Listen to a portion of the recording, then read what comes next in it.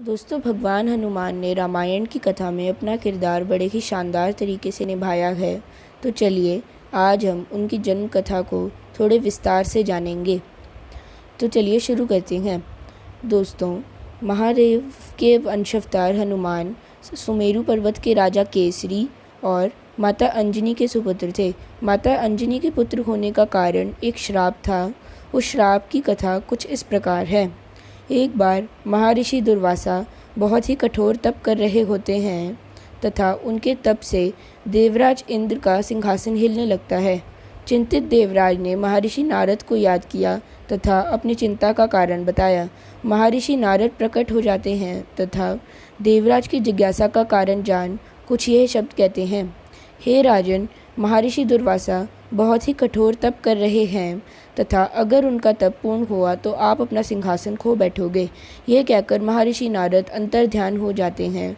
उधर महर्षि दुर्वासा का तप बस पूर्ण होने ही वाला होता है कि चिंतित देवराज अपनी एक अप्सरा को मृत्यु लोक में महर्षि दुर्वासा को मोहित करके उनका तप भंग करवाने का आदेश देने के लिए भेजते हैं।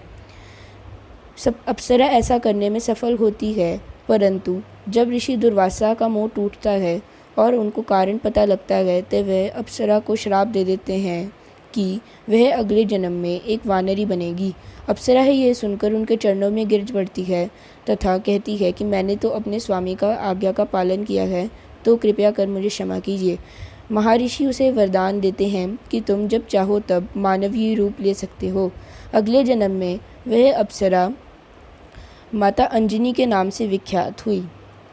कुछ समय पश्चात एक राजा दशरथ, जिनकी कोई संतान नहीं थी, वह अग्निदेव को संतान प्राप्ति के लिए पूछते हैं तथा अग्निदेव यज्ञ से प्रकट होकर उन्हें एक खीर का कटोरा देते हुए कहते हैं कि यह अपनी रानियों को खिला देना।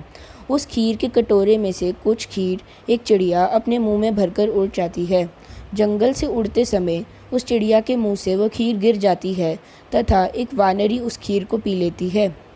उस वानरी के पुत्र के बड़े हनु होने के कारण उसके पुत्र का नाम हनुमान पड़ जाता है तथा वे शिव का अवतार होते हैं। इसीलिए उनके जन्म के पश्चात महादेव पवन देव को उनकी रक्षा तथा उनके धर्मपिता होने का सौभाग्य प्राप्त करवाते हैं। और इसीलिए भगवान हनुमान का एक नाम अंजनेय तथा दूसरा नाम पवन पुत्र भी है। तो दोस्तों, यहाँ पर भगवान हनुमान की जन्म कथा समाप्त होती है। धन्यवाद।